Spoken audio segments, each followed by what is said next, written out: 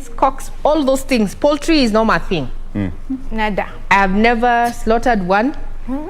So future bae, if you bring a live chicken, it becomes a pet outside my home. Na watoto. Outside. Hautachinja? No. Okay. No, those things are ugly. Aya, what does the Standard have? Thoughts of chicken, just, you know. Then you see someone. It's the festive season. You're likely to see someone carrying one. Hapa. Not even one. They usually carried in a bunch, face upside down. On a motorbike. Na kakichwa kako hivi tu sideways. Especially the ones that don't have hair. Yeah. And Doreen Maliyuko, we know you are watching us. Oh God, no. Let's pick some. I don't know what the phobia of poultry is, the scientific name, but I know. I'm going to Google it for you. I fall in that category. Okay. Okay. Front page of the Standard. I don't know, Victor, what is your phobia? I try to overcome the one by one. Initially, I had a phobia of deep waters, but I overcame it. I currently have a phobia. It's called arachnophobia. Spiders. Yes. Yeah, the millipede, the centipedes, you know, the crabs, that one. To small animals. Yes, those crawling insects, and that one is a no-no. And there's the fear of snakes. There's that phobia as well. It's something that I can't stand. But anyway, that's it. Actually, I read somewhere that the reason why most human beings fear the snake, or rather reptiles, is because there's a certain part of our brain that recognizes a reptile. I don't know what that means. I don't know what that means. So That recognizes a reptile. Yeah, the aspect of I don't know. There's something. I'll get the details, then we'll share. Okay. So the front page of the Standard. In quick summary, Makueni, the 7th annual Devolution Conference. We have a team down there. We're going to be reading more about what Makueni County and what the Devolution Conference, pick the last before the general election, has to offer. You know, taking stock of matters of devolution, especially within the devolved units that came into being after the Constitution referendum there of 2010. Now on to gender-based violence, and this is a story that has been fleshed out in this particular paper of a 22-year-old woman who is appealing for help. Why? Because her estranged husband chopped off her hands. I say 22-year-old girl, mother of 2. And this happened while she was picking firewood at her mother's place. She had already fled from the abusive marriage. And since she reported this matter, the investigations have turned cold. And she's appealing to well-wishers to chip in and help her get artificial arms fixed, so that she can go about her life. Then, nikama drama, nikama video, and that is what was happening yesterday in Kisumu County, the town, the CBD there, Angawa, I think. That's how it's pronounced. I'm not too sure. Where I come from, we don't have N's and G's in one statement. It's impossible. Yeah, it's impossible. Harvard. You know, I told you I studied in Harvard. Okay, fine. So drama as the robbers hit Equity Bank in Kisumu. After 4 hours, the thugs got away. And now what is left of that particular heist? How much money was lost, if any? Why didn't the security apparatus that are said to have been on ground, at least 30 boots on ground, why didn't they make the arrest? 4 hours later. Bas. Does this ring a bell?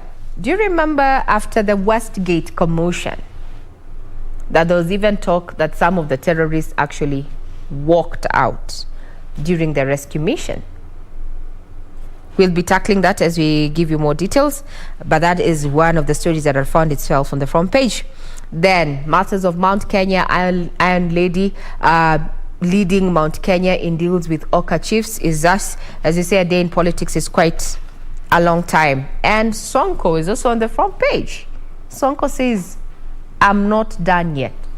So if you've had a conversation with the former governor, you need to be shaking in your boots, so to speak. Your time He is says coming. he's not done yet. And on that note, we take a quick breather.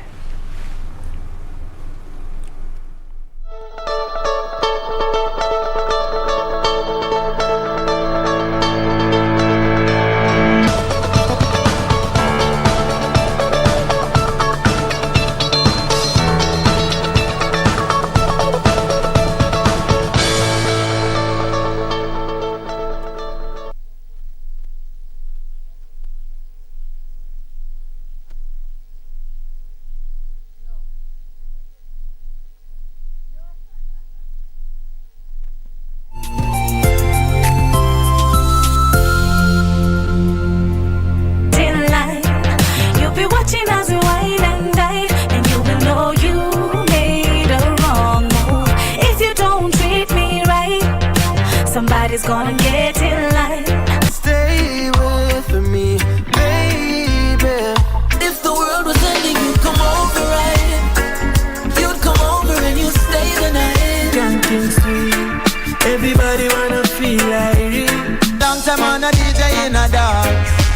A long time on a chant in a dance. So we think stay, so we think stay down. So we think stay, so we think stay down. So the thing set, so the thing set.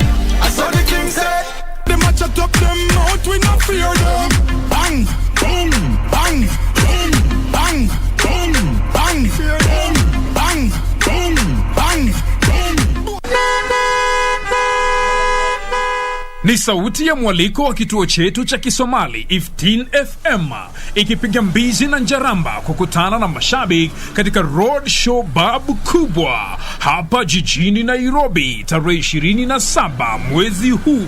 Msafara utaanza katikati ya jiji la Nairobi kuelekea South C, South B, maeneo ya Eastlands kama vile Komarok, Donholm, Fedha, Isili na kuregea katikati ya jiji la Nairobi. Jitokeza tarehe 27 mwezi huu, kutane ana kwa ana na watangazaji wa 15 FM.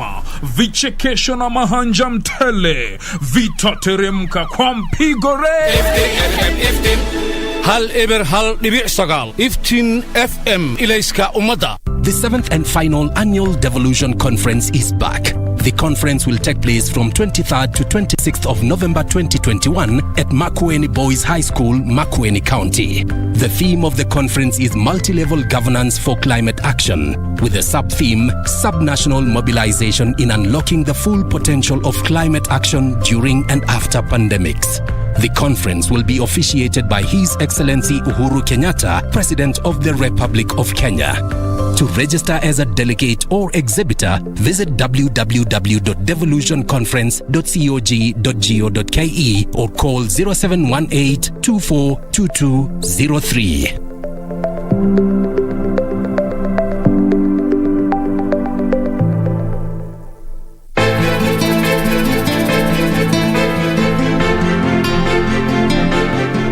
Ulisema utaki kuhusishwa na mambo ya kupotea kwa Hana, ama sio? Mwasubiri kwa muda mrefu, hawakutokea. Na pesa zao? Si niko nazo. Fikiria vile mimi nafikiria. Sijui. Sorry, Mom. It's okay, you don't have to be sorry. I should have trusted you. Utakula jeuri yako.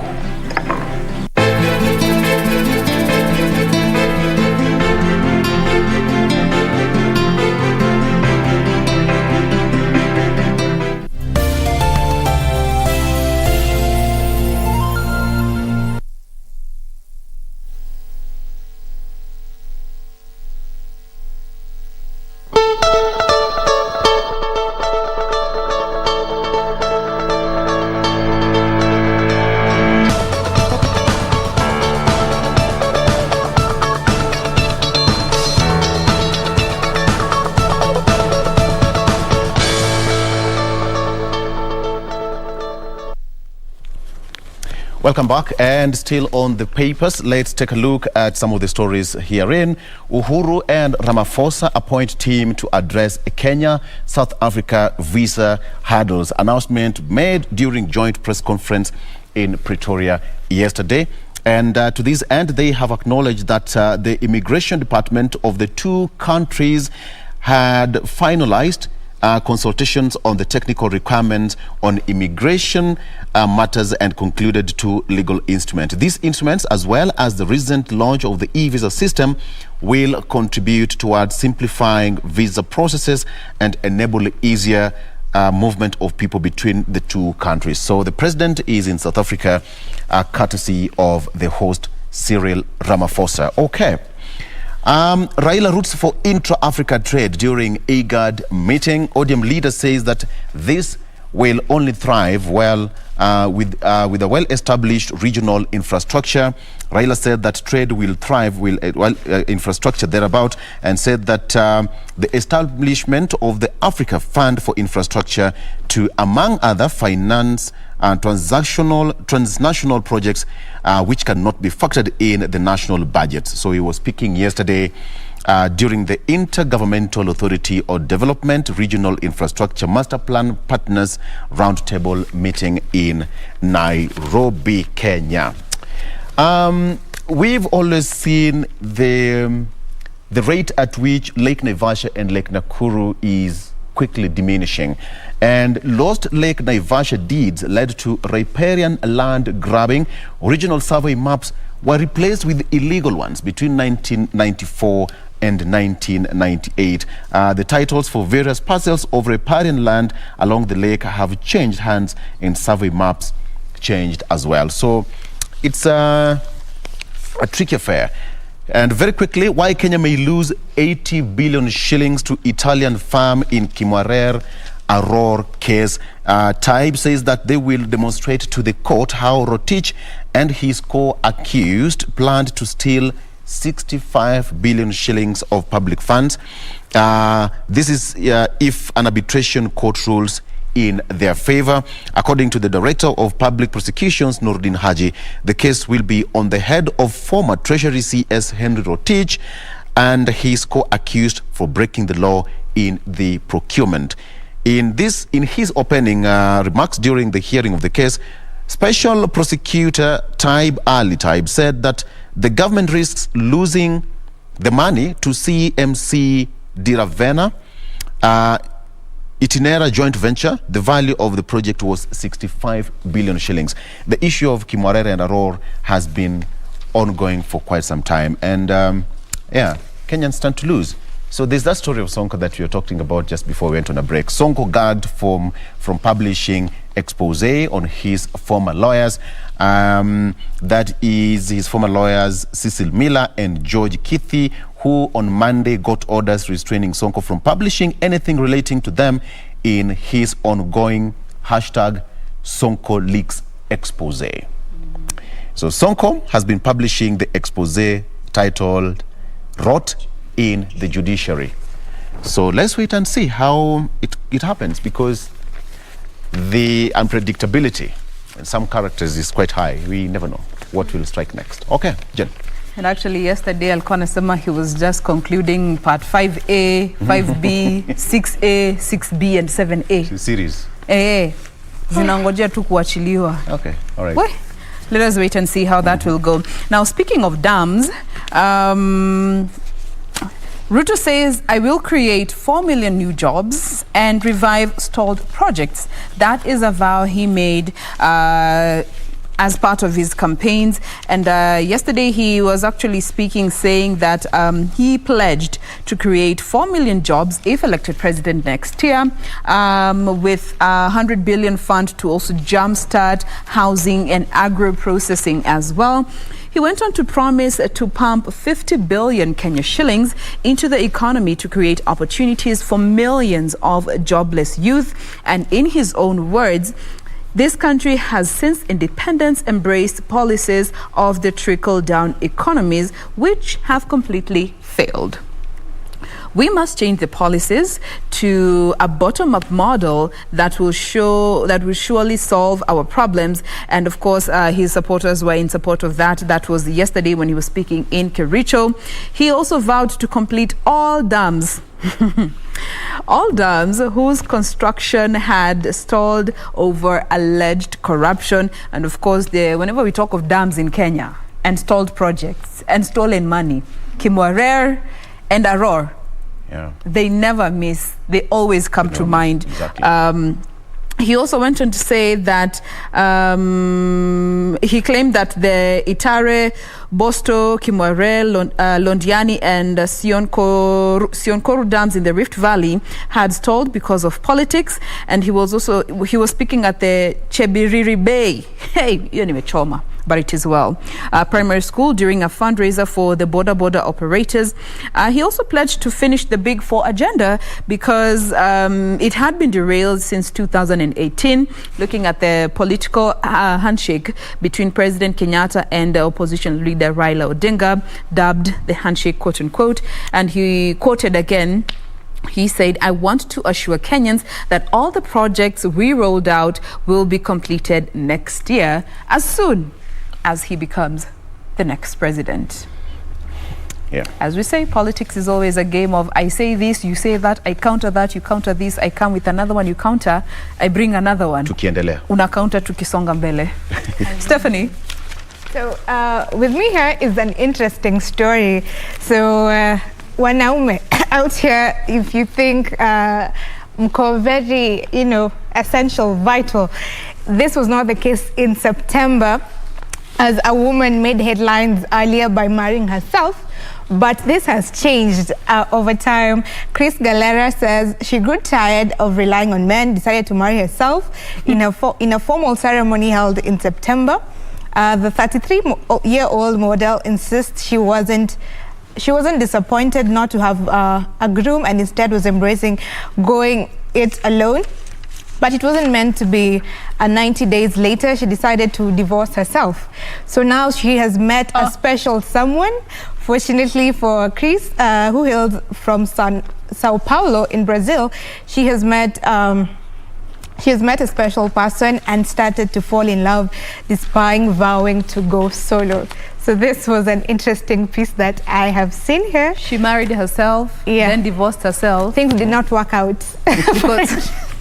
Then she's met a special person again. Yeah. Things did not work out with herself. Yeah, things did not work out with herself. So 90 days later, she has met a special person. So I don't know why she went through with it in the first place. You guys remember the other time we were having in the trending topics where this lady married a picture of the supposed husband? Yes. Yeah. Well, people have crazy ideas out here. And creative vows, and so what happened? She married another person she found in herself. Irreconcilable differences. Yeah.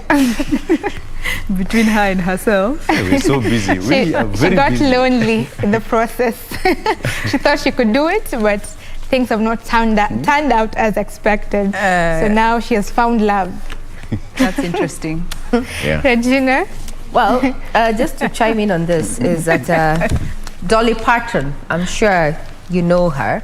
Yeah. There's a song that says, when you think about love, think about me. But that's not the point I want to drive home. There's that particular statement she has in that particular song where she says, at some point, the heart needs company. Yeah. No man is an island. We all I'm need done love. with that. Now let me take you to stories that have been making headlines, but now I want to focus on the world. So 45 persons died in a bus crash in Bulgaria, North Macedonia. So now as you're talking, even looking at our statistics here as made public by NTSA yesterday, they're just indicating that there's been an increase in number of road fatalities.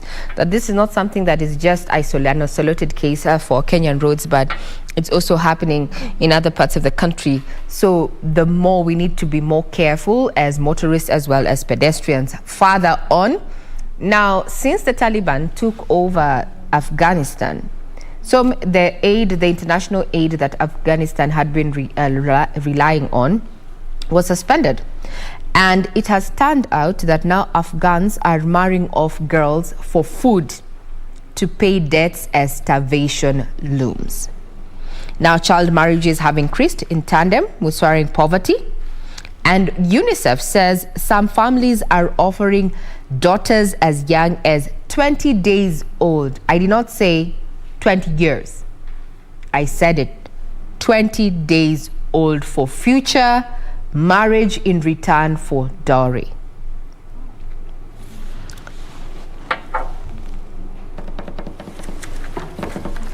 "20 days old."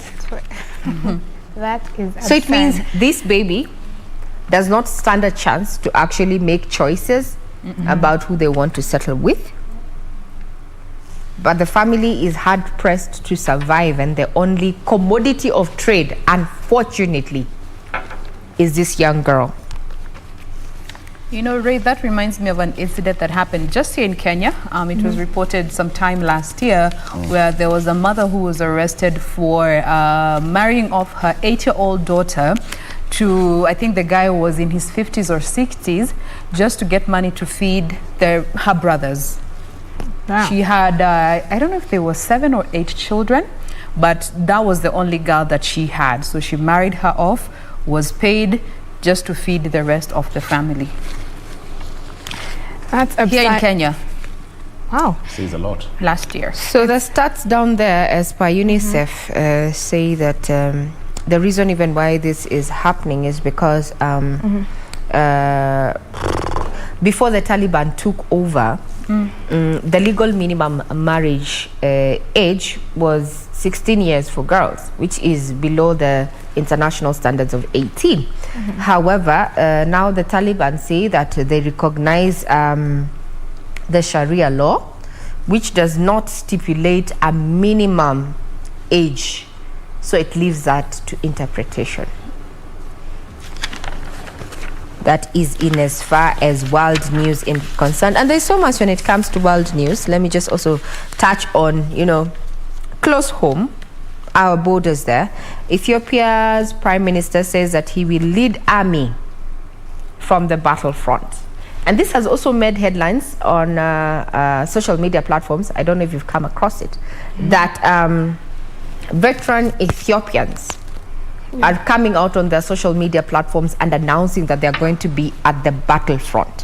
One of them is a marathoner, yes, an athlete, who whenever Kenya and is participating in the races, we always fear the Ethiopians. So one of them has come out to say that he too will be taking up his gun and fighting on the front lines at a time, when, these rival forces in Tigray are moving closer to the capital of Addis Ababa. So according to Ethiopia's Nobel Prize winning Prime Minister, that is Abiy Ahmed, says he will be at the front line. That is a bold move, very patriotic, but... And now you're even seeing other citizens of Ethiopia saying that they're going to take up arms and defend their country. The country. It's the question, how patriotic are you? That tells you where will those arms come from. Because when citizens say that they will arm themselves, that says a lot. Yeah. But that should be allowed to happen, because there are better ways. In fact, some people say that at some point in life, you don't have to fight. Just take your fists, fold them, put them in a pocket, then say, old, Ebu, let's talk. Well, we might not When you mature.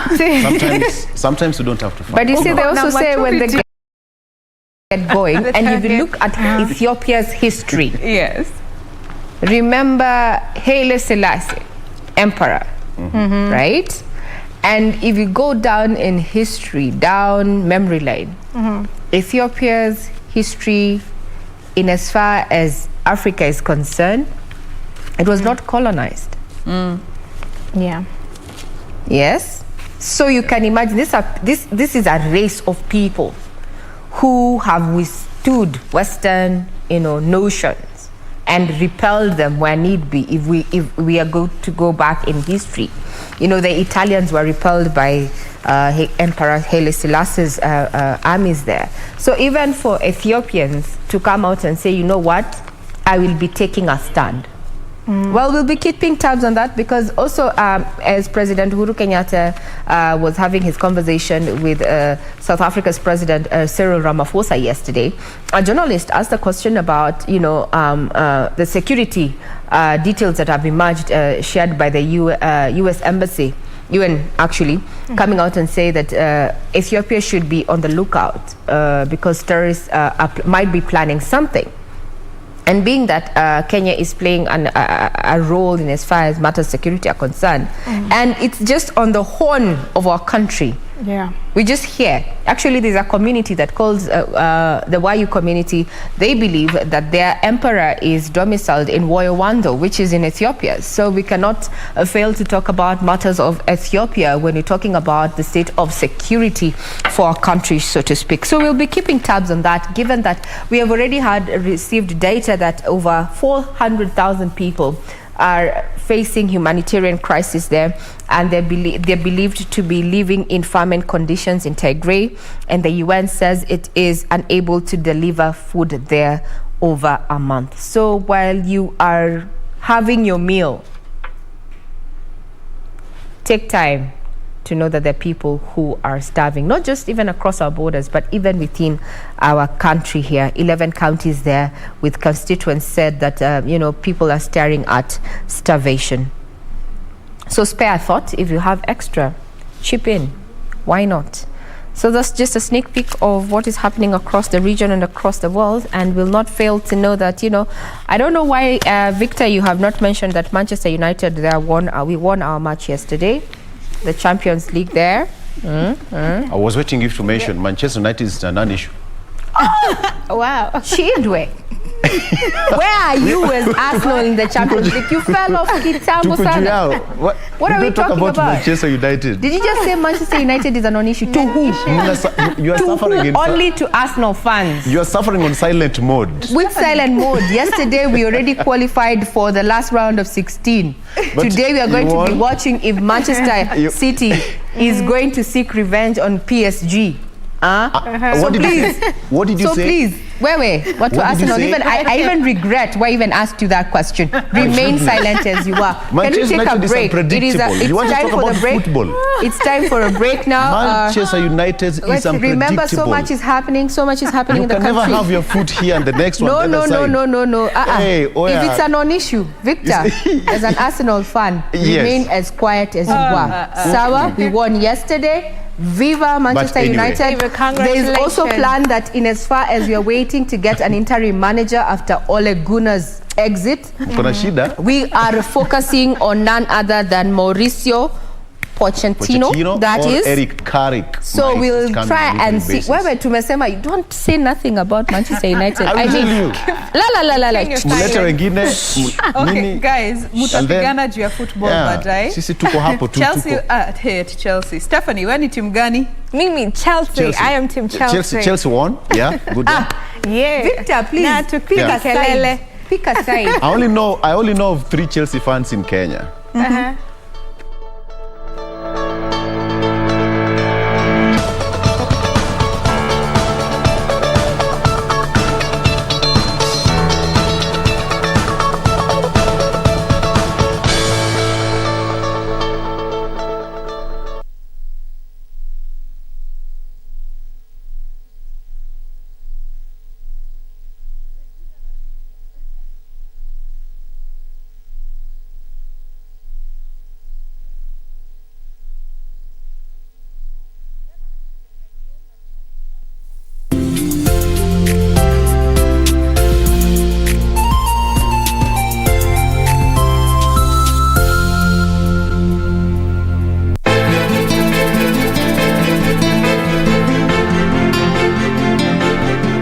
Ulisema utaki kuhusishwa na mambo ya kupotea kwa Hana, ama si wewe?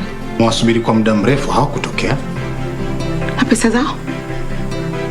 Si niko nazo. Fikiria vile mimi nafikiria. Sijui. Sorry, Mom.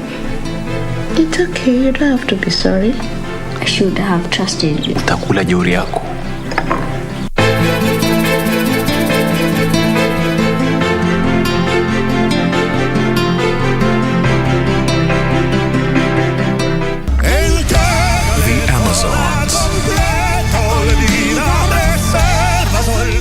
Love doesn't betray, and it doesn't hurt, and it does not deceive. Okay, what's your problem with me? Hey, don't touch me! Hey, let go of me! Emiliano! If you really love Cassandra, let her go. Something behind this wicked game that you're playing. You're hiding behind a mantle of lies. Did you have anything to do with his murder? Society girl Deborah Pinheiro dies under strange circumstances. Deborah Pinheiro, homicide or suicide? The Amazons.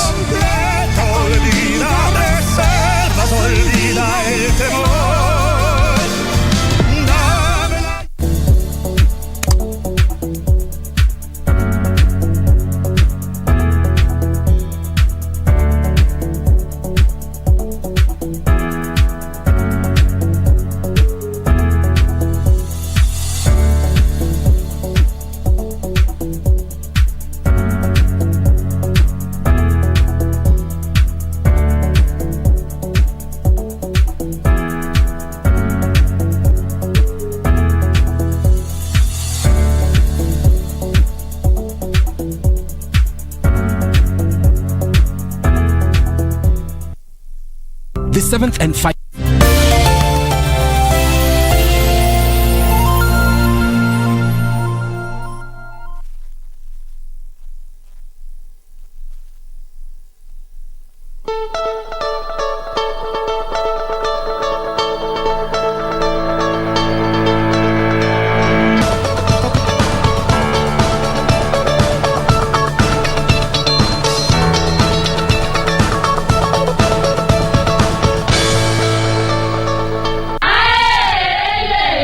Turkana County lies in the northwestern part of Kenya.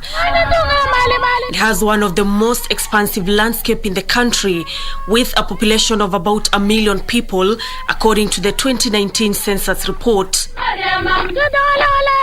The county boasts of breathtaking landscapes, with Great Plains hedged in by scenic hills, such as the Kabokorit, that we attempted scaling for a breathtaking view of Kakuma town at sunset. Turkana people have a special way of welcoming guests.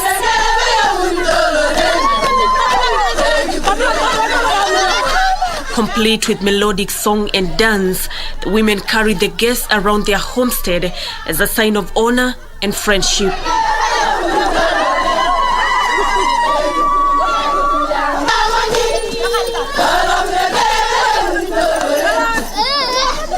The Turkana community is so hospitable that often a goat will be slaughtered in the village for the guests to feast on alongside their host. However, as you stroll in the towns or even in the rural areas, you'll notice something striking. Men holding a special stool, the ekicholong. It is a special multi-purpose for ensuring the comfort of its owner wherever he goes. Hii nikifika mahali popote kama sasa tukikaa hapa hivi nyinyi mkiangaika mahali pa kukaa nyinyi mnakaa kwa kiti, so I'm much comfortable. Ekicholong signifies the attainment of a certain status in society. Sasa yule huyu kama hajafanywa ya asafan hata kalia kiti yangu, hata kama ni mkubwa zaidi yangu, kama mimi ni mdogo yake na nimefanywa asafan hata kalia kiti yangu. Under a tree at Tarach village in Kakuma, we encountered these two elderly men napping away blissfully. At a closer look, we found they were resting their neck on the ekicholong. Ours is not to interrupt their afternoon relaxation.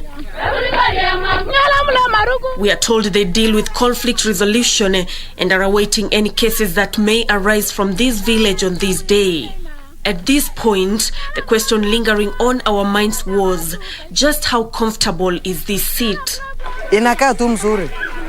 Kwa sababu unashimba paka akae mzuri, ukapopile kikaa inakaa tu mzuri. Hauwezi kisikia mbaya. Women are not allowed to sit on or even hold the ekicholong. Hii ni tradition yetu ya Turkana. Hakuna mwanamke anaruhusiwa kushika hii kitu. Ni mwanaume tu peke yake. Sababu mwanamke huwezi kuja kukaa mbele yangu na hii kiti. Sitting arrangement yako kwanza haitaruhusu. Mtoto kwanza mtoto atakani ama timu nyingine kama umeoa rasmi alafu timu nyingine yakalie mpaka afanye hiyo rituals. Lete mbuzi atakaze hiyo kiti. Additionally, if you're not of the same age group through marriage or an initiation ceremony known as the asapan, you're not allowed to sit on another person's ekicholong. The Turkana community believes that such a breach is taboo and should never happen, but in case it happens, it can only be reversed through a special cleansing ritual. Ndio sasa anatoa mbuzi, anaonga hiyo mbuzi, anatoa kinyesi, anasimea hapa juu. Hiyo inamaanisha kwa yeye alifunja amri. Yeye alifunja amri kalia kiti ya mtu msima mwenye amefanywa mela kubwa. Mwenye amefanywa mela kubwa. Another striking thing about Ekicholong is how one is required to wipe evidence after a sitting. Ikikaa hivi, ukitaka kuamuka, nafanya hivi. Naweza kwenda. Ikisahau kupanguza, kuna mtu ile kuna maana wewe, kuna rombaya na wewe. Nitakuja kupata hiyo keti unakaa hivyo. Inachukua unapeleka kwa choo ama unapeleka kwa mali ya moto. Sasa kupeleka kwa moto. Sasa mimi hapa naingia kitu kingine hapa. Ile nakaa kama doidoi. The Turkana is undisputedly one of the communities whose traditions have remained untouched despite the wheels of modernization. They have held on to their beliefs, just as the men hold on to the Ekicholong for comfort, status, and rest wherever the day takes them. Nancy Okware, reporting from Kakuma, Turkana County.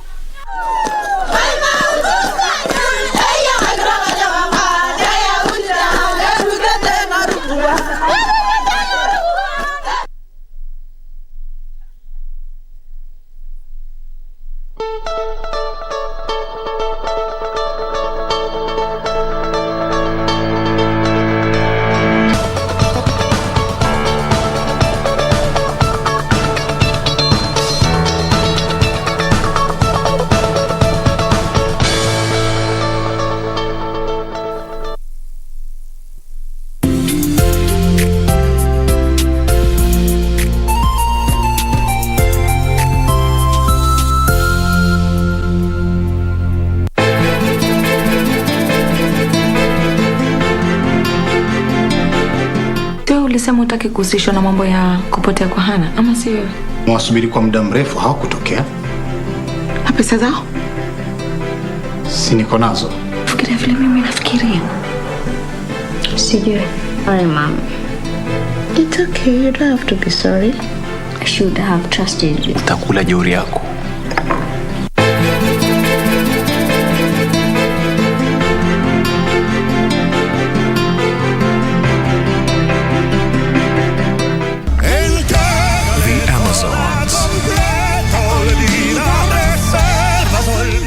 Love doesn't betray, and it doesn't hurt, and it does not deceive.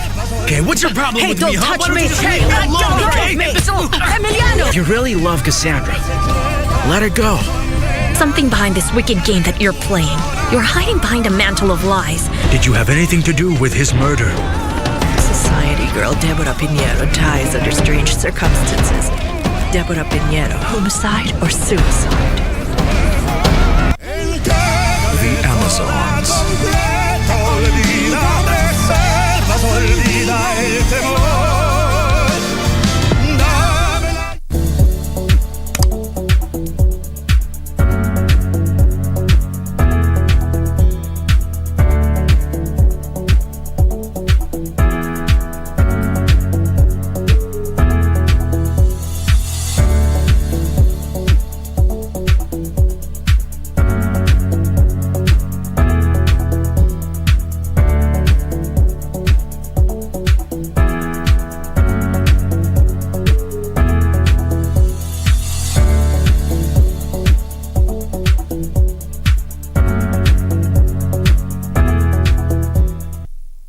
The 7th and final annual Devolution Conference is back. The conference will take place from 23rd to 26th of November 2021 at Makueni Boys High School, Makueni County. The theme of the conference is multi-level governance for climate action, with a sub-theme, Subnational Mobilization in Unlocking the Full Potential of Climate Action During and After Pandemics. The conference will be officiated by His Excellency Uhuru Kenyatta, President of the Republic of Kenya. To register as a delegate or exhibitor, visit www.devolutionconference.cog.go.ke or call 0718 242203.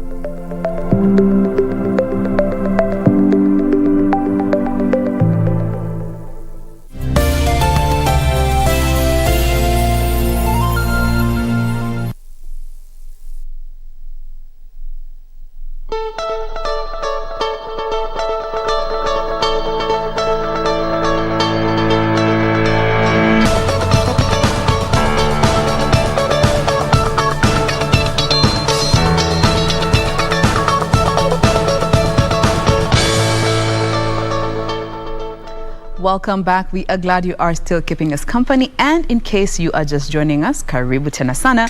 I am Jane Wambui. Our communication platforms are open. The hashtag ever remains to be Good Morning Kenya. Our official station handle is at KBC Channel 1.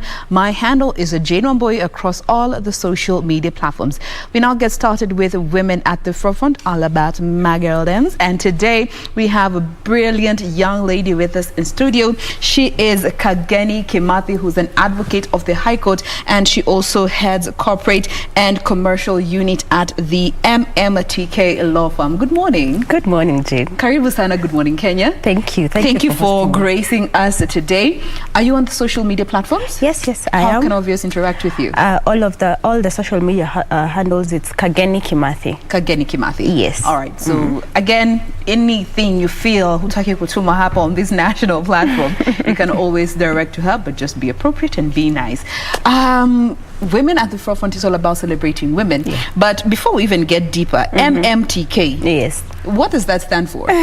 So MMTK law firm is a law firm that is based, it's actually in Nairobi. MMTK is the initials of all the four partners. Oh, okay. That's Muri, Mwaniki, Fige, and Kageni.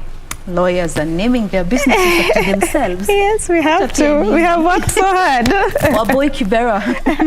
Jane Waboi.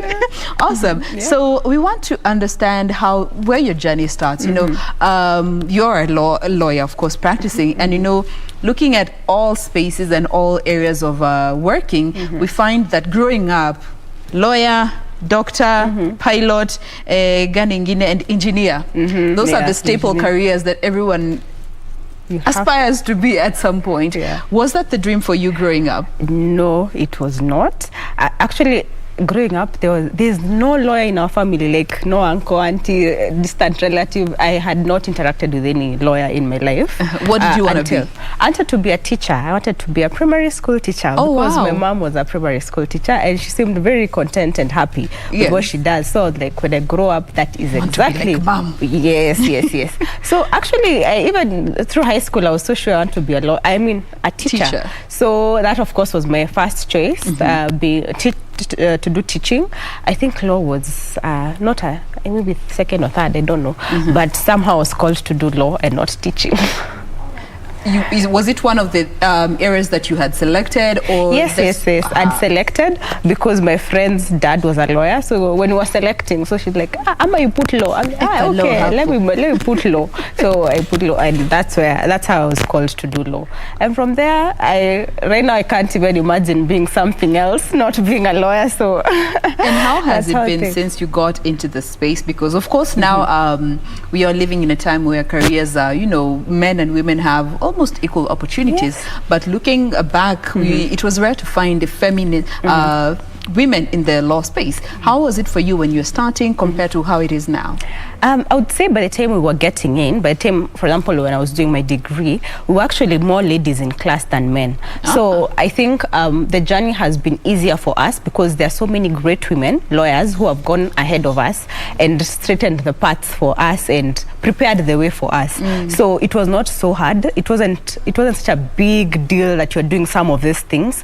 Even some of the roles and positions you get offered as a woman lawyer, you'll understand there's a woman before you. So it's kind of, you get comfortable because somebody else has been there. You don't have to be proving anything. Yes. So I would really actually appreciate all the women who went before us and did all these things for us. So it's not been so hard. And I think as women, we're not very few, or we are the same number, if not more, lawyers women in the country. Yes, but I think the thing is, in courts we see a lot of men. I think women like not going to court. Probably, of course, there's so many other lawyers who don't go to court. Yes. So I think those are the majority.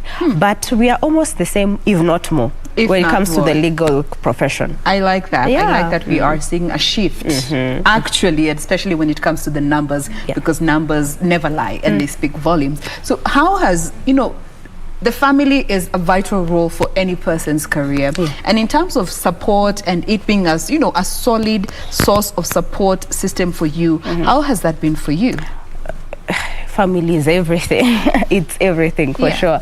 Of course, as I said, there was absolutely no lawyer, so there's no one to look up to or to refer some things to. But I didn't remember, get any discouragement. Unajua law inakuanga na mashida mingi. Mbona usijaribu hii? No, actually, parents out of love. Yes. But actually, I think because they did not know, they were very open to it.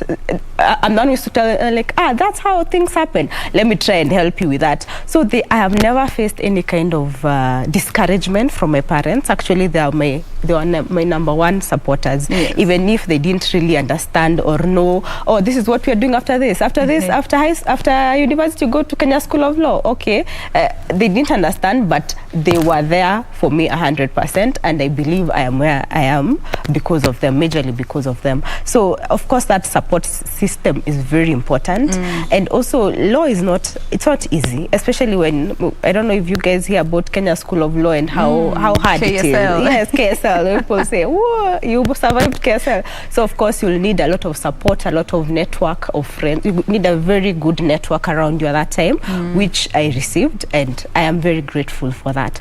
So as you're saying, family is everything. I don't know what else to add. Yes. And has being a woman ever been used against you in your line of duty, in whatever space, whether it be the courts or in the offices or interacting with the common mwananchi out there? Yeah, okay, not very much, but yes, of course it has. At times there are clients you will get who are more comfortable a man handling their matters, especially, okay, at times I say understandably so, because for example, if it's a divorce case and the client who has come to the firm is the man, that client would want or would feel better when they're talking to a man as opposed to a woman. But those are very few cases far in between. Most of the time, I don't get any opposition being a woman. I think bringing your femininity is actually a positive to, in my career, it has always been a positive. Yes. Someone will feel maybe you're more gracious than a man because, of course, you're a woman. Someone will feel you understand more, you empathize more in their matters, because as lawyers, you get to tell a lawyer the secretive things in your life, and as a woman somehow you understand more, or you're more empathetic, or it always works for me. It's hardly an issue for me. That's beautiful. Yeah. Bringing yourself into your professional space, because there's no greater joy. Mukionanga ninashema hapa. My roots. It as well. Now, you had the corporate and commercial unit. Yes. What does that entail? What does it cover? Okay, so there are different specialities in law, and different lawyers specialize in different things in law. Of course, there are those ones who do everything, but like in our firm, we've chosen to specialize. So as I said, I had the corporate and commercial unit. That entails all kinds of advising all kinds of companies and corporates, NGOs, CBOs, societies, from incorporation to how they operate to how the compliances they're supposed to undertake. That also covers the intellectual property registration and how to handle your intellectual property when it comes to trademarks, copyrights, patents. All that falls under there. Also, it entails company secretarial work. That is when it comes to organizing board meetings, knowing how to draft those meetings and board resolutions. If you need to restructure your company, to remove some directors, to add shareholders, all that falls under that. And also now, the other thing is estate management planning. That is advising people on when or how to draft wills, how to set up family trusts to own family properties. All that falls under. That is part of my day-to-day work. All right. Yeah. Now, when it comes to dealing with this, and I like the fact that you've brought in, the aspect of wealth, because be as it may, we're in the 21st century, we are still very patriarchal. You know, everything when it comes to leading, when it comes to property, men are at the forefront, but today it's women at the forefront. Now, when it comes to advising women, when it comes to, you know, how you manage your wealth, and also the conversations around wills, what's been your experience, and especially dealing with women? Now, interestingly, I have actually drafted more wills for women than men. Probably it's because women are more deliberate when it comes to, I know one day I want to be here. Planning for the future. Yes, how will my children be? And more importantly, it happens that most of also these women are single, maybe single parents. Especially when a woman is a single parent, they are more intentional. If I'm not there, who will take care of my children? Because actually in your will, you can indicate who will take care of your child when you're not there. Instead of letting a stranger make those decisions for you, because I would call a court a stranger. They don't know the intricacies of your family. So letting your child, your court decide on how much should my firstborn get, which land should my secondborn get. Why do that? You'd rather just put it very clearly down in writing. Also indicate if the child is not 18, this and this. Talk to your sister, talk to your brother, talk to your mom. I would want them to take care of my child. So I find that women are more intentional about this, which encourage all other women to ensure they do their wills.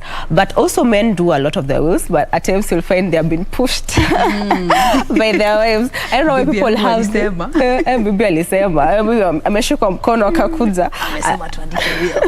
And at times people have this notion that maybe if I'm doing a will, I am predicting my death, I'm jinxing myself. It doesn't happen. You write wills and they stay in the safe for 20 years. So, all right. Yeah. But one would argue, I don't have much to leave my kids, so why should I put a will in place? What's some of the vital reasons from a legal standing and just looking at the law, the power that a will holds, in as much as you may not have this vast estates or wealth, but just by virtue of even having children? Okay. So, first of all, a will is important because it will help you identify your assets. By this, I mean that at times you find that probably a husband passes on and the wife does not even know that there are properties which were there. That's the unfortunate bit about that, is that other people probably are going to take over those properties and your family will never enjoy the fruits. And these are things that you've experienced firsthand. Yes, I experience them all the time. The other thing is, when you identify those, you don't even have to tell her, but at least you've identified them, such that if you're not there, the lawyer will tell these are all the properties and she'll know where to start. The other thing is, people say that I do not have property, therefore I don't, what am I putting down in the will? Unfortunately, at times you might, even on your death, you might die and still get an estate. If you're hit by a bus today and you pass on, probably your estate will go to court and you might be awarded 20 million. Where is that 20 million going to go? That is going to be part of your estate. And if you have not decided how it's going to go, probably it's going to fall in the wrong hands. The other thing is that there are things you don't even have to, it's not necessarily that you put assets in your will. You can put, as I'm saying, things like how you'd want instructions. Yes, you can put how you'd want your body to be buried. Do you want it to be cremated? How do you want, if you want to donate part of your organs, that's okay. You can put that down in writing. You can also put some of your wishes in terms of, I would want my child to do this for me, I would want this one and this one to do. There are certain instructions you can put down in a will, not necessarily how to distribute property. You can also identify family. Of course, there are people who have other children out of wedlock, and maybe either of the spouse does not know. Instead of people coming on the burial date to say, and you know they're going to come. So just put it down.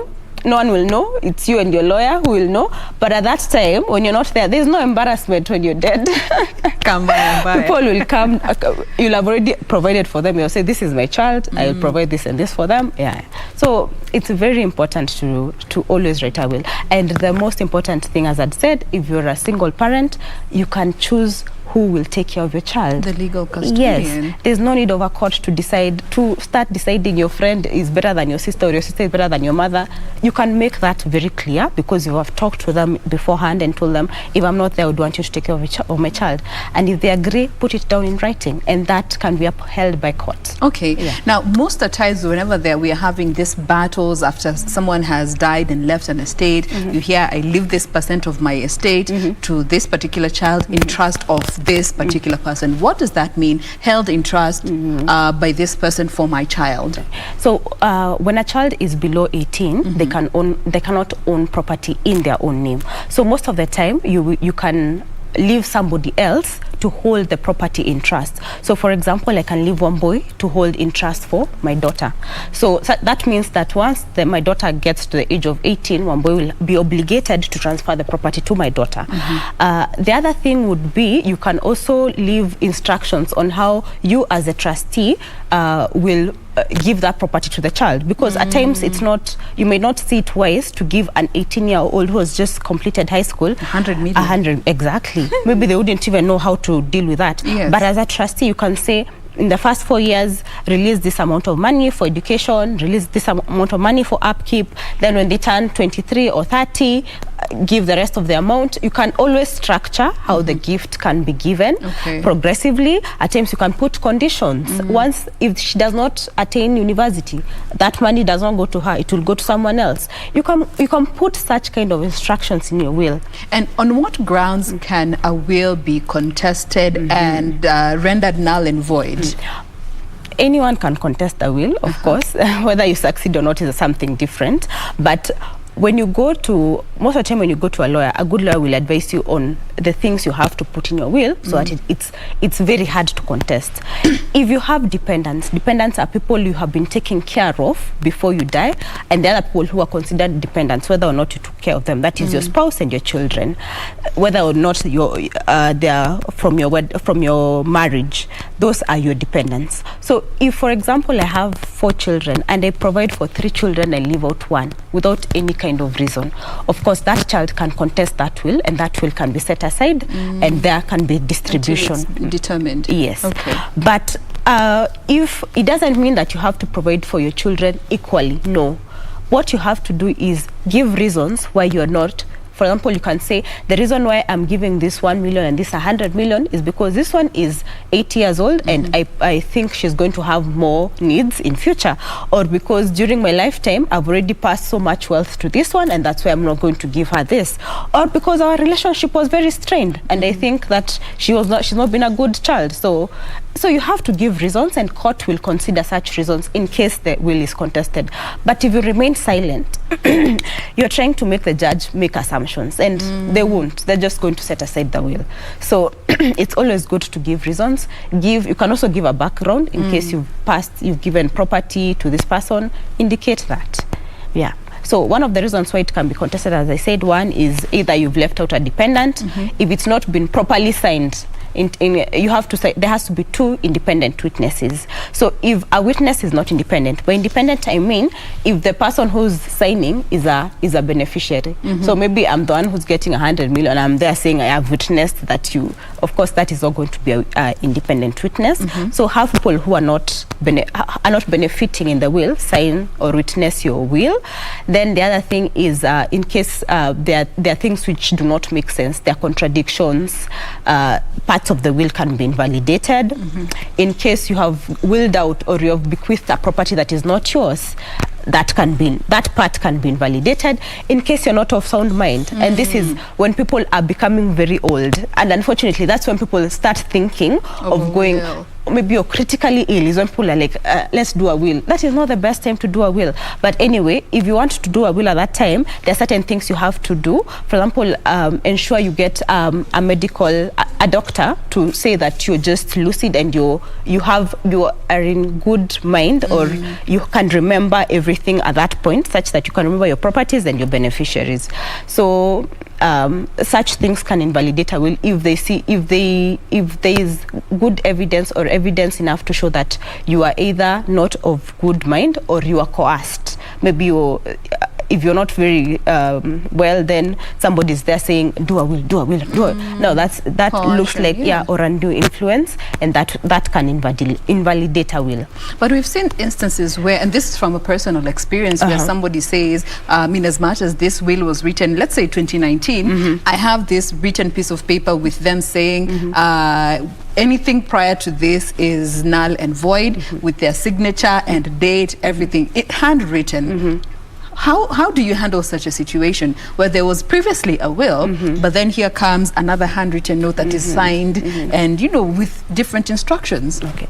So a will, the most recent will is usually the one that is valid, because you can always keep on updating a will, or you can keep on doing codicils. Codicils are like part of a will. You can amend. For example, if I do a will that is 20 pages, then tomorrow I decide, there's a property I left out, I write it somewhere else. That is also going to be part of the will, but it's a codicil, as long as it has fulfilled all the requirements of a will, including signing or by independent witnesses, and that you're also of sound mind at that time of doing that codicil. So you can always update a will, you can always have other documents supporting that will, as long as they are signed as like the way the will was signed.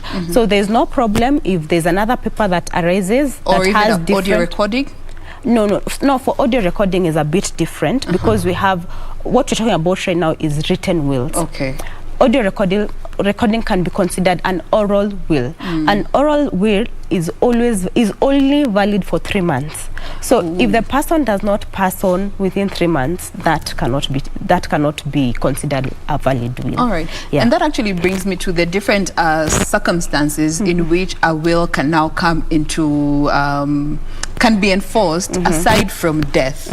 Are there any circumstances that can bring a will to life, or can allow for a will to be read out and the testament declared? No. Only in will death can only be, yes, it's only valid on, it only comes alive when the testator dies. You cannot start distributing or saying that I'm supposed to get this when the person is alive. No. However, a person who is alive can still bequeath or pass property to their beneficiaries when they are still alive. That is still allowed. Yes, but you can never go to court and say that let's use this will when somebody is in hospital. No. The only thing now you can invoke at that time is maybe when the person is not mentally, or maybe is very sick, or maybe in a coma or such things. There are ways you can go to court to ask to now take over management of their estate, but you cannot start distributing the estate to yourself. But you can manage the estate as a trustee and always give account in court or to the other beneficiaries. Yes, but you can never transfer it in your name. Okay. Yeah. Now, as we bring the conversation to a close, this is something that I came across a while back, and I believe you also came across the story of this guy back in the 90s. The owner of the estate died, and they didn't know of any biological children. Some jamaa kakuja kasema, I am the only living child of this particular tycoon, and everything should be left to me. In such cases where there aren't any identified survivors of the deceased who had the owner of this particular estate, but then somebody comes and says, I am so and so to this person. How is that situation handled legally to just prove and avoid a situation like in that particular case, 24 years down the line, amekula, well, the extended family have been trying to contest, saying this is not our family? Yeah. So there's in law there are levels of consanguinity in terms of levels of relatives. So of course there's usually the first layer, the children and the spouse, then there's the grandchildren and the brothers and sisters. It goes like that. So if you are able to satisfy that you're not from every layer you cannot find any person, the next thing is that the property should revert to the government. It should revert to the I'm forgetting the name. Unclaimed assets? Not unclaimed assets. It's coming and going. Okay, I've forgotten the name, but it goes back to the government, to the he's called the trust. No. I forgot. There's a trust somewhere. Yes, there's a trust somewhere. So it goes to them, and they're the ones who decide how it's going to be divided. However, if this person could prove that they were a dependent does not necessarily have to be a family member, but to prove that this person was maintaining me during their lifetime. For example, I used to food, shelter, clothing. They're the ones who they were taking care of everything for me. That person can still be entitled to inherit part of it. All right, and I cannot close without the most recent adjustment that was made to the law of succession just the other day. Walikuwa anasema slay queens wamefungiwa nje, be gone ye. Legally speaking, you know, we are alive to the fact that we have so many people who are having extramarital affairs.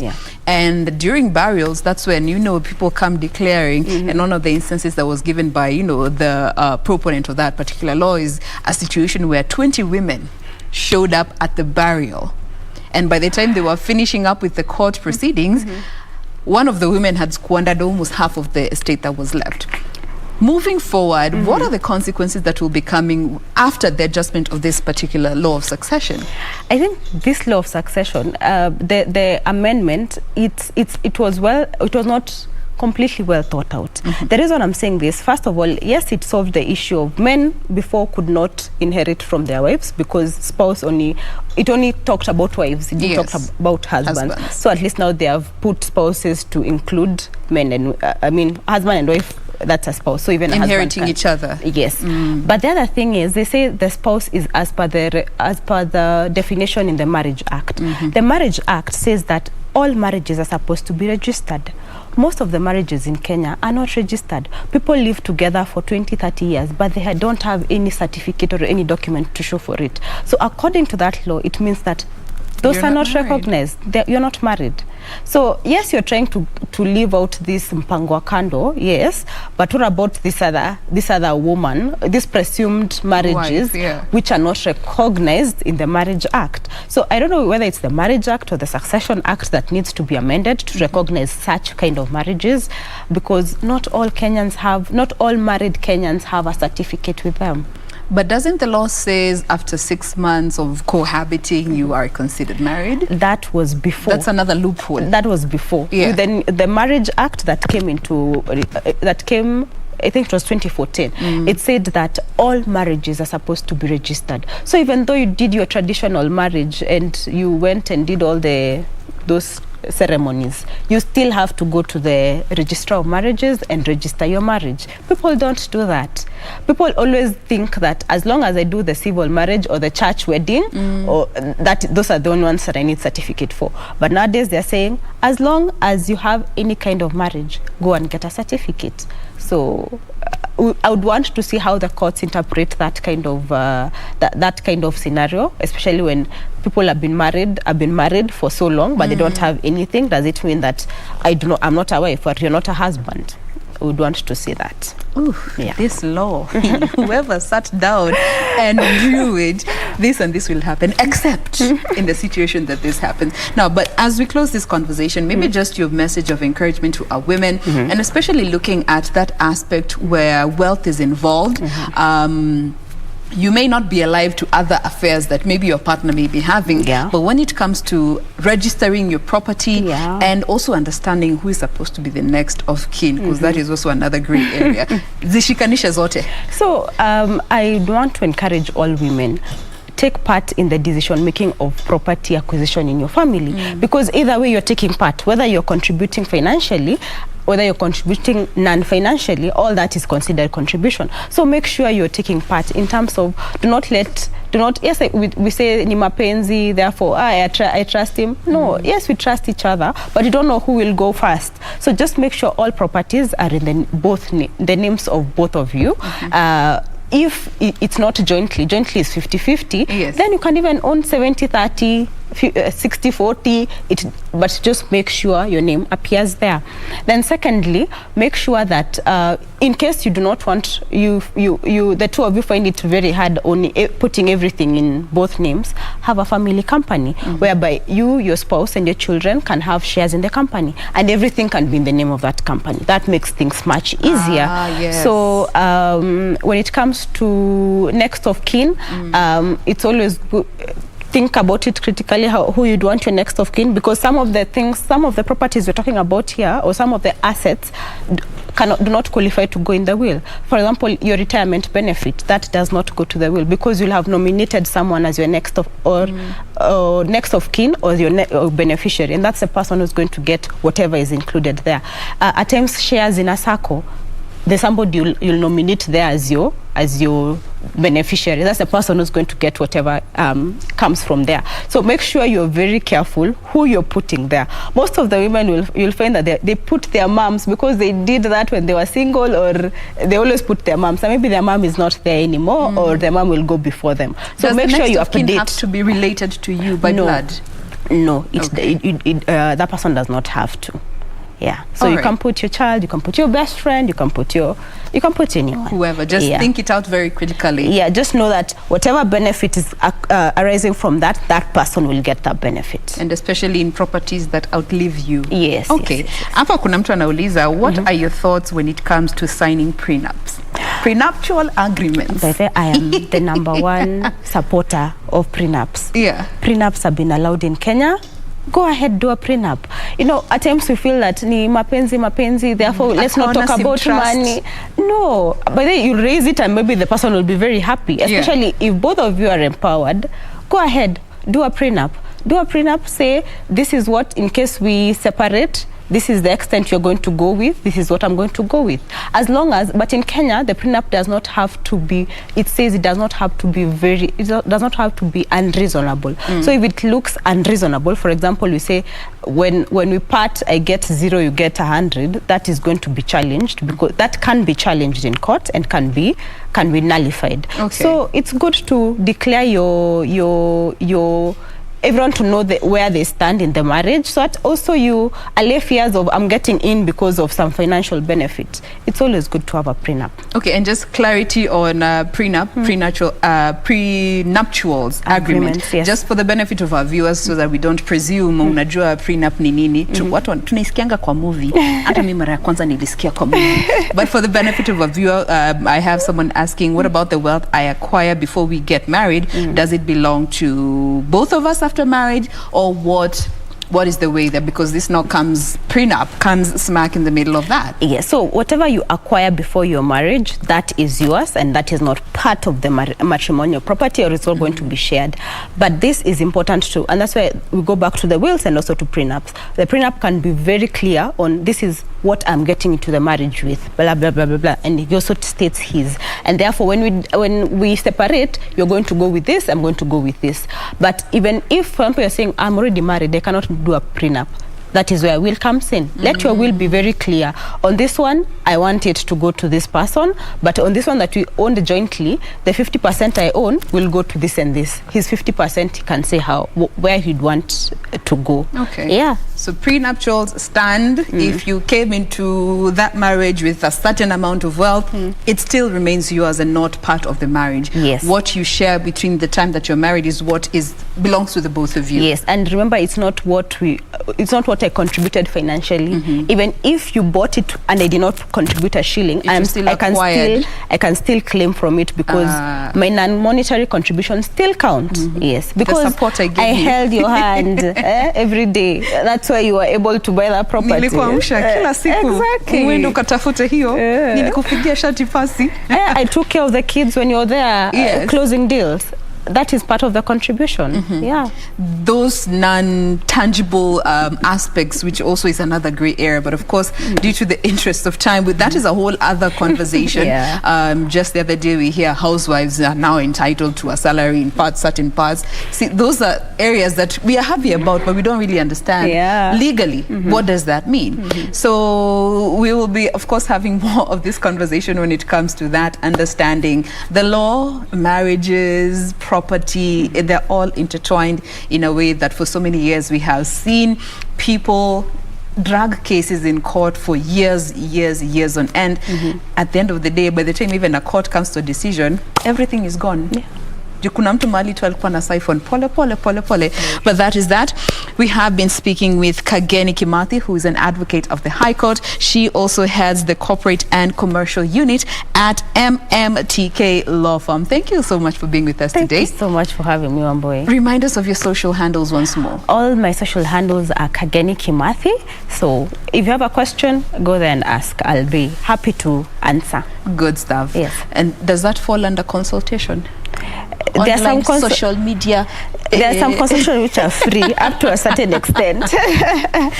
But of course, we help where we can. Yes. But when it's, of course, it becomes full blown, now we will discuss on engagement. Good stuff. Thank you so much once again.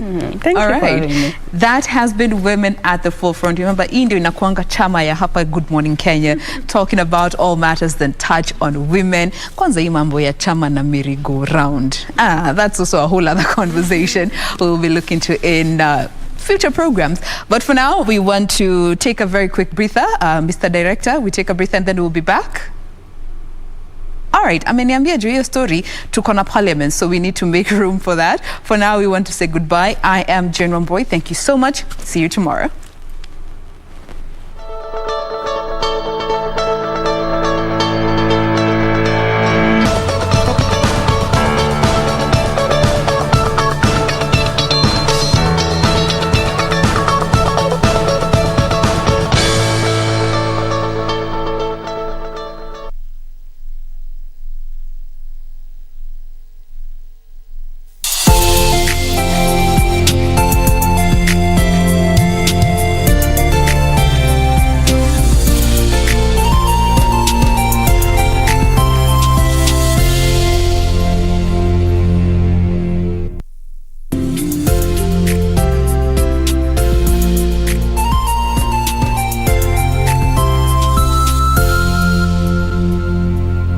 The 7th and final annual Devolution Conference is back. The conference will take place from 23rd to 26th of November 2021 at Makueni Boys High School, Makueni County. The theme of the conference is multi-level governance for climate action, with a sub-theme, Sub-National Mobilization in Unlocking the Full Potential of Climate Action During and After Pandemics. The conference will be officiated by His Excellency Uhuru Kenyatta, President of the Republic of Kenya. To register as a delegate or exhibitor, visit www.devolutionconference.cog.go.ke or call 0718 242203.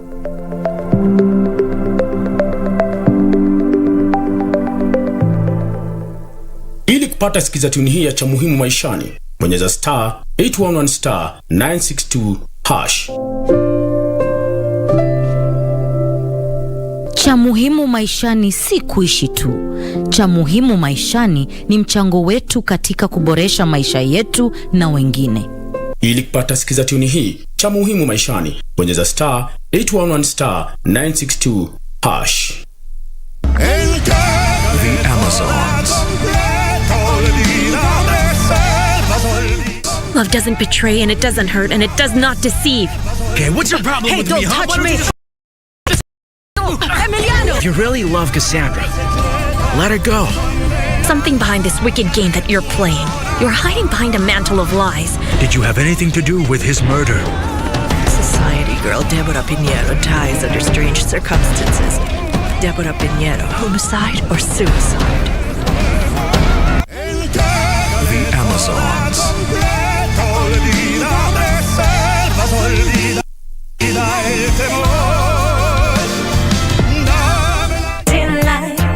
You'll be watching as we wine and dine, and you will know you made a wrong move. If you don't treat me right, somebody's gonna get in line. Stay with me, baby. If the world was ending, you'd come over, right? You'd come over and you'd stay the night. Can't sweet. Everybody wanna feel like it. Long time on a DJ in a dance. A long time on a chant in a dance. So we think stay, so we think stay down. So we think stay, so we think stay down. So the thing said, so the thing said. I saw the king said. The match up them out, we not fear them. Bang, boom, bang, boom, bang, boom, bang, fear them. Bang, boom, bang, boom.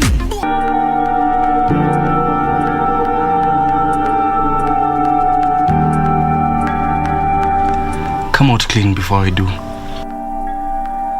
Who do you think is to blame for how things are right now in your marriage? That ought to be on silent. Sorry. Can we do this next time? Maybe later today? That will be next to impossible since you have to disclose everything in the court of law. Wakili, why am I hiring you?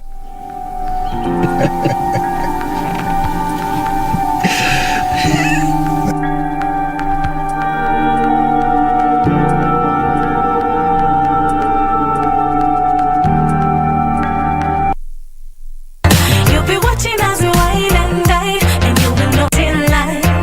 You'll be watching as we wine and dine, and you will know you made a wrong move. If you don't treat me right, somebody's gonna get in line. Stay with me, baby. If the world was ending, you'd come over, right? You'd come over and you'd stay the night. Can't think sweet. Everybody wanna feel like it. Long time on a DJ in a dance. A long time on a chant in a dance. So we think stay, so we think stay down. So we think stay, so we think stay down. So the thing said, so the thing said. So the thing said. Them a chat up them out, we not fear them. Bang, boom, bang, boom, bang, boom, bang, fear them. Bang, boom, bang, boom. The Amazons. Love doesn't betray, and it doesn't hurt, and it does not deceive. Okay, what's your problem Hey, with don't me, huh? touch Why don't me. you just Hey, leave me let alone, go okay? of me. Emiliano! If you really love Cassandra, let her go. Something behind this wicked game that you're playing. You're hiding behind a mantle of lies. Did you have anything to do with his murder? Society girl Deborah Pinheiro dies under strange circumstances. Deborah Pinheiro, homicide or suicide? The Amazons.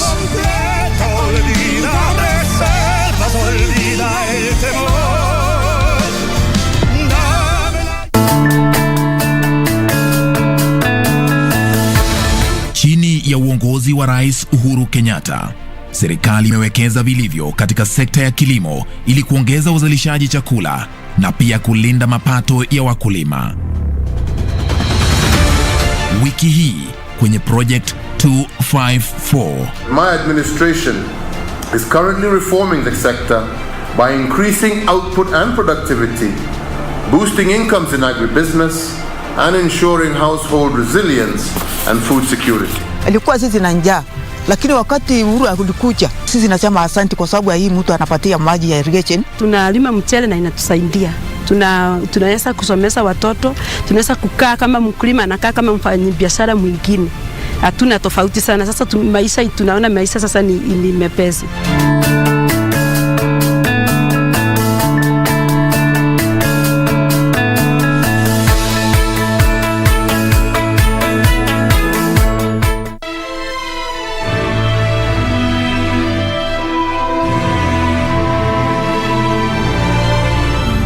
No. I didn't mean to hurt him. I just had it taken to One-Armed Palace. I didn't mean to harm him. One-Armed Palace? Did you want to... Shut up. Save him, please. If you can save him, I'll let you be the Empress. I really didn't mean to hurt His Majesty. I really didn't mean to hurt him. I had it coming. That day I saw you poison the Imperial Empress Mother. I should have known I'd die by your hands one day.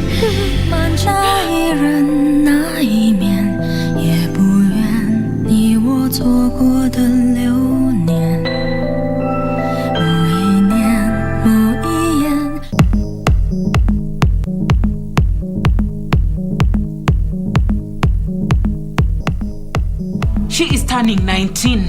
I am tired of you saying you're trying to change, but you actually don't. I was young and angry. Now I'm young and angry. That man is not my father. Ukishajua kenye unataka, kujo nitafute. You may have fooled Mom, but not me. Is that why you are here? Yes.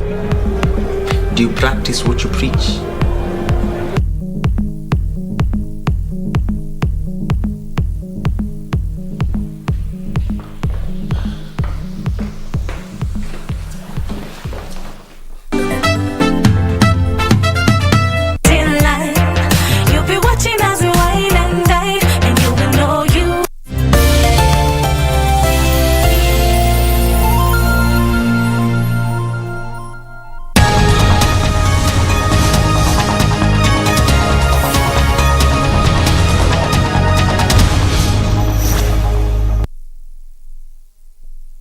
the Penal Code, Cap 63, and provide for enhancement of the punishment for livestock theft by providing that the offence shall be punishable by death. The bill also seeks to amend the Principal Act to provide for the enforcement of punishment for the offence of handling stolen livestock or livestock produce. And the essence of this draft legislation is to remedy the disruption of social economic activities and the livelihood of pastoralist communities who reside in regions where livestock theft is rampant. Incidentally, there is also another penal code. This one is sponsored Penal Code Amendment Bill number 2, National Assembly Bill number 47, and that one is sponsored by the Honorable David Gikaria, Member of Parliament